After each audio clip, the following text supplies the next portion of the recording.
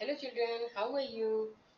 Today's topic is uses of shall, should, will, would. Okay? Shall is used in first person and will in all person to express pure future as we will need the money on 50th. ठीक है? ये देखो यहाँ पे will का, we के साथ will, I के साथ shall, B. I shall be 25 next birthday. ठीक है. Tomorrow will be Sunday. यहाँ पर भी देखिए will be. Second rule is shall is sometime used in the second and third person. लेकिन nowadays we use only will. ठीक है. लेकिन ये rules अभी भी ग्रामर में आपको बताए जाएंगे.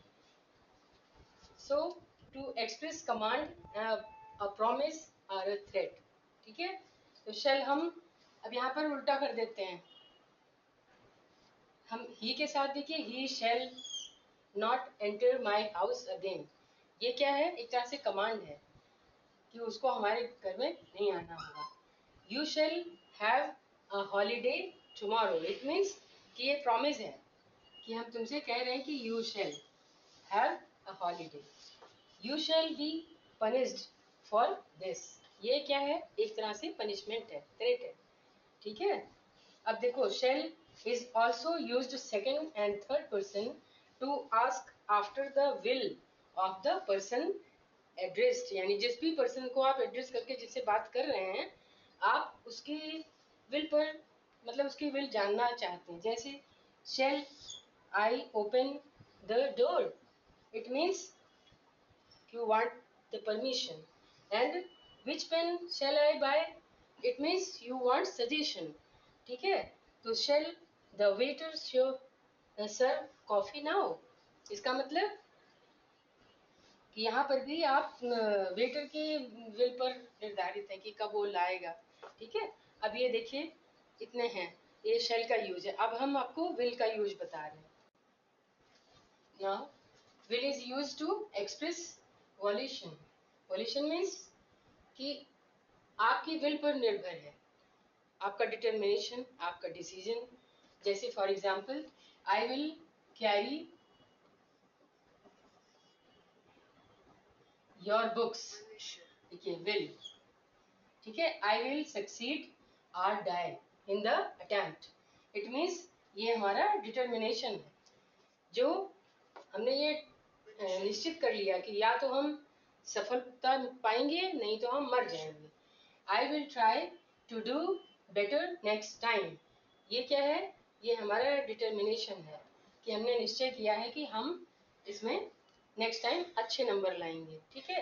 अब इसे देखिए किसी करेक्टरिस्टिक के बारे में अगर बात करें, किसी की करेक्टरिस्टिक हैबिट्स के बारे में बात करें तब भी हम देखिए he will talk about nothing but films. It means कि जब भी आप उससे बात करते हैं तो वो क्या करते हैं? सिर्फ फिल्मों की ही बातें करते हैं. ठीक है.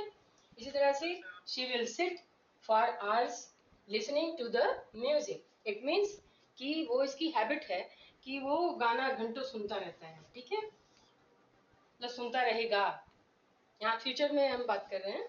इसी तरह से देखिए एजम्पशन आर प्रोबेबिलिटी. ठीक है. जैसे this will be the book you want I suppose. ठीक है. That will be the postman I think. ठीक है. इसमें देखिए इसमें भी विल का यूज किया है.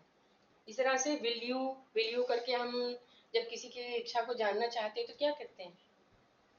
Will you keep your mouth shut या विल यू हैव टी. अब यहाँ पे हम उसकी इच्छा जानना चाहते हैं. ठीक है. Will you lend me your scooter. यानी आपके इच्छा पर निर्भर है कि आप हमें अपना स्कूटर दें या ना दें. इसलिए हम पहले उसे विल यू करके करते हैं. ठीक है. ये विल के लिए, दूसरों की विल के लिए करते हैं.